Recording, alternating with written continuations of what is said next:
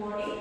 So I am Ms.K.B.Sarmila, Assistant Professor of CSE Department, and today we are going to discuss on the topic point changing problem, and we are going to solve this problem using dynamic programming. So let us go on to the problem of how to solve this, and finally then we will convert this into actual code so that we can transfer this into code.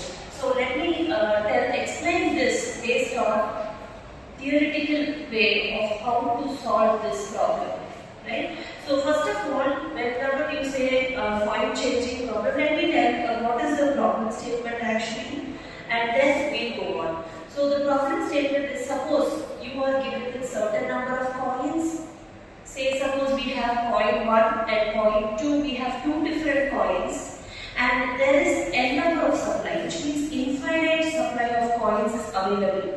Which means assume you have a bag, and in that bag you have infinite supply of 1 rupee coin as well as 2 rupee coin.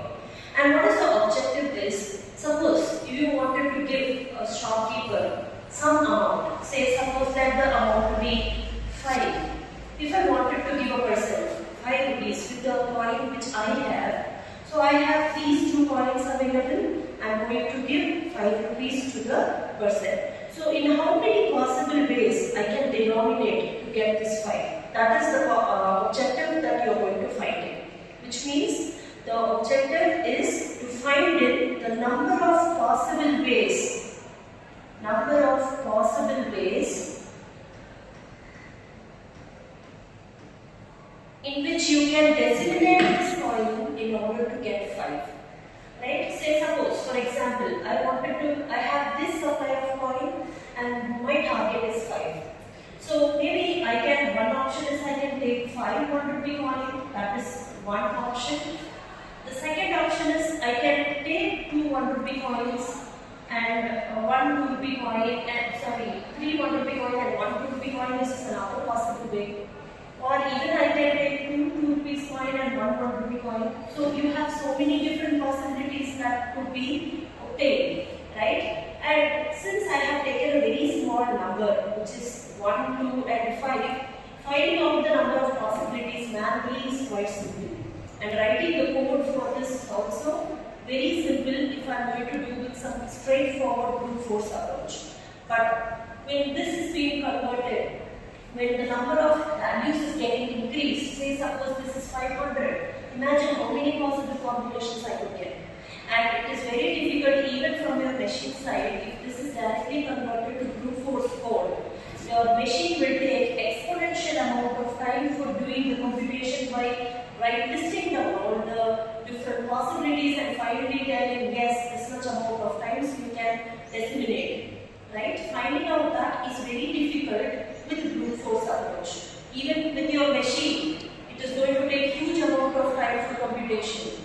So then, I am going to use what? Dynamic programming strategy in order to solve this problem. So which will reduce the time complexity, and this dynamic programming is going to follow the logic of principle of optimality. That is, I am going to use optimal substructure. So let me go and check how this could be solved. How this could be solved using dynamic programming approach. Right? So let me stay with this 5 because in order to make the calculation process simpler and on the board, I'm just giving up with smaller number. So here, as I told, whenever it is say dynamic programming, you are going to divide the entire big task into small subtasks.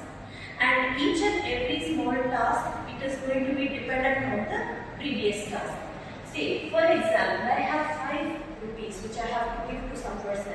Instead of having this as a huge number, I am going to divide this into small sub numbers like 0, 1, 2, 3, 4 and 5. So I am just dividing the entire big problem into small problem.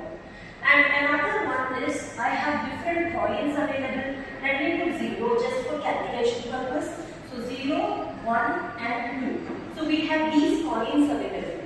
So I have the coins which is available for me, which is coin 1 and coin 2. Right? Which is coin 1 and coin 2. Or yes. So we have, these are the list of coins that I have, which I have coin number 1 and coin number 2, and these are the amount that I have to give to another person. So maybe if I am implementing using a two-dimensional array, so let this be x-axis and let this be your y-axis, which we use to represent using I and j, right? So here,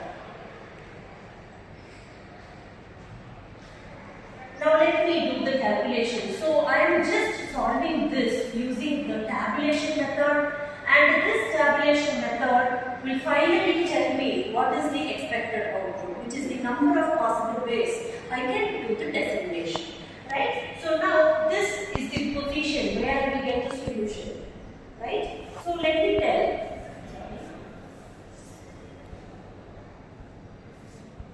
Now assume the coin is 0, right? And for the first one, if there is no coin, yes, I am not going to give any coin.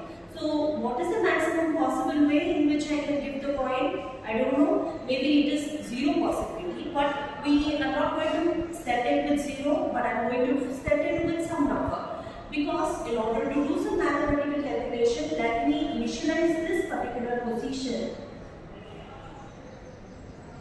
Let me initialize this particular position with 1, right? So once this is being initialized, let me start with this, right? So here, let me initialize this particular position with 0,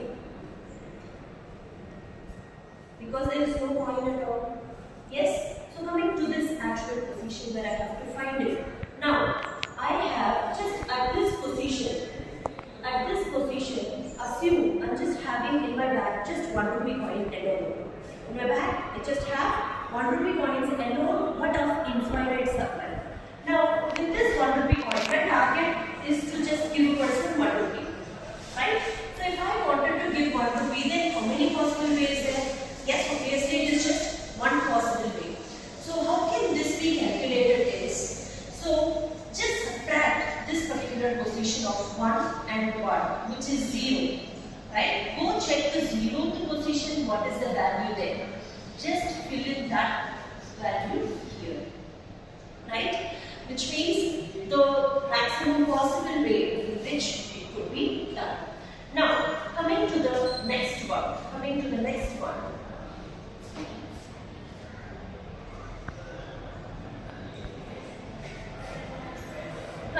next position which I wanted to fill. Now my target is what? I have to give 2 rupees coin, right? I have to give 2 rupees. I have to give 2 rupees to some person, and I have only 1 rupees in my bag. So then there is only obviously one possible way. I can just pick 2 1 rupee coin and deliver it to the person. So then subtract this 2 minus 1. Go to the first position. You have the value 1, which I have already done. Right? So which means there is only one possible way for me getting this particular value. Yes, so similarly with 1 rupee coin, I'll be able to just get one possible way in order to give. So when I'm coming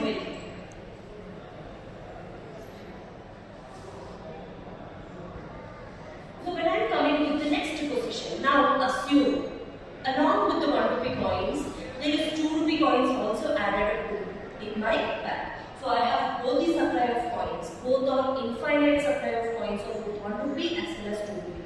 Now if I wanted to find 1, so if I wanted to give a person just 1 rupee, but I have 2 rupee coin, there is no need for 2 rupee coin at all, because I just wanted to give him 1 rupee. So there is a condition.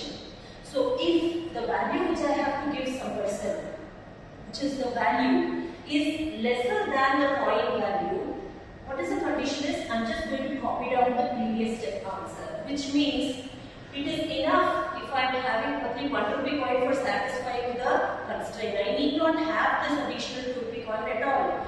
So it is fine, I can take the previous step answer below. I need not do any further calculation. So what is the rule? I'm just going to copy down the previous step value. Right? I'll just convert this into code. Right? Similarly for the next part. But for 2 rupee coin there is another option, which is 2 minus 2, which is 0. Go to the 0th position, the value is 1. Right? Go to the 0th position, the value is 1.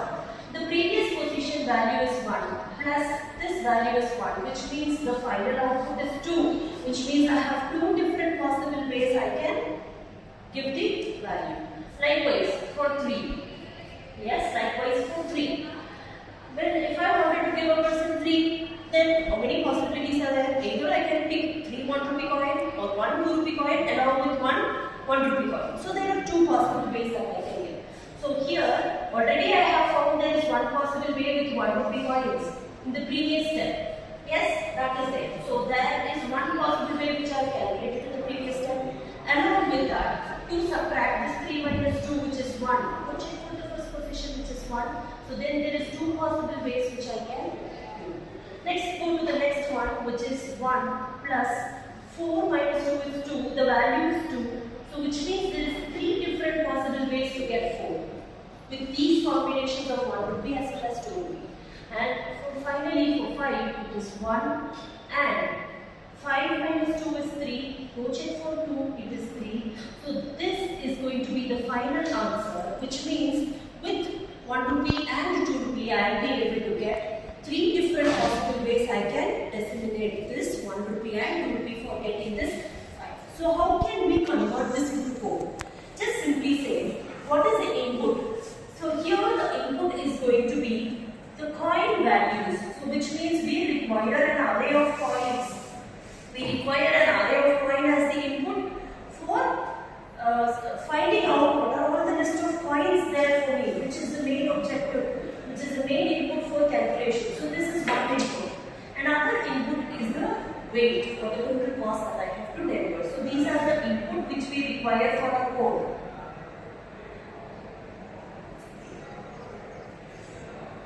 So these are the input which is required for the code. We require two input for coding, which is the coin array and second one is the weight. With these input, I have to calculate this table. That is all enough. So let me write the table name as DP, and I require a two-dimensional array in order to calculate this table, right? And this is going to be the final output that is going to be printed on the screen. So for calculating the output, I require a two-dimensional array. And what is the size of this array? When I come to say the size of the array, the x-axis is the number of coins, which means the size of this array, right? If the size of the array is n, say, then n plus 1, because the size of the array was 1 and 2 initially, to that I am adding 1. So which is, what is the size of the array? Which is n plus 1, which is going to be your x-axis size. And for your y-axis, the total number of coin value, right? The total number of coin value is 5. And what is the size that we have? It is 0 to 5, which is 6. So which means weight plus 1 is the size of your j-axis. So this is your output and this is your input. So once we are clear, with this input and output. So we are clear with what is the input and where we have to calculate the output. Now for calculating the actual output, right, I have to access through this entire table. If we wanted to access a two-dimensional array, we always require two for loops, right? So the first for loop for accessing the y-axis, which is I is equal to 0, I less than, so number of coins, which is just n, and I plus plus. So since we have n plus 1 here, let me put it as n equal to, and one more for loop is required in order to access the coin value. Let it be j less than or equal to your weight, and j plus plus. So with this, now we have to start filling in the pattern, right? So as I told, just initialize the space with 1 and initialize this space with 0. You can directly do the initialization just outside, right? By simply putting this, you can just include a line of initialization of dp of, yes, your first initial part, which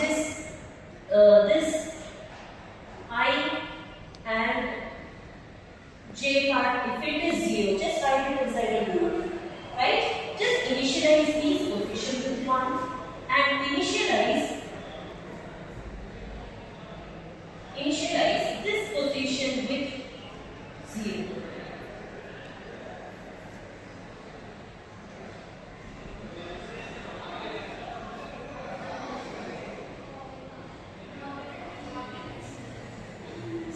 So initialize this position with 0.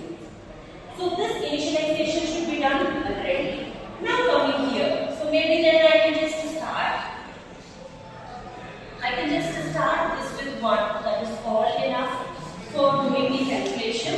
Now here I said one condition. Right? I was telling about one condition.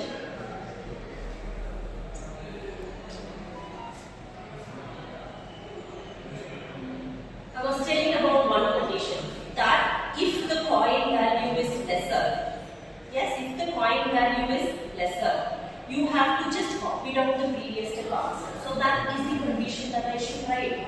Yes, if the value, right, if the coin value, where can I fit the coin value, which is the coin of some I. If the coin value is greater than the actual weight, right? Or then I have to simply copy down the previous step value to this position, right? Just copy the previous step. Where I can get previous step, it is in the previous location, right? I can simply copy down the previous step position. Or what should I do? For finding out the actual value, I can copy I can just add up the previous step value plus you have to subtract those value I told. So take the value from, right? Take the value from I and j minus coin of g. So that's all. We have done the conversion. Right? So this code, only 2 lines of code, one if and one else, and this code will do the entire task of calculating the coin changing problem, which will tell the final result of 5. Yes, I hope you understood. And since we have used 2 for loops here, the total time complexity of this entire problem is just going to be n square. So compared to exponential, this is far much better with correct solution.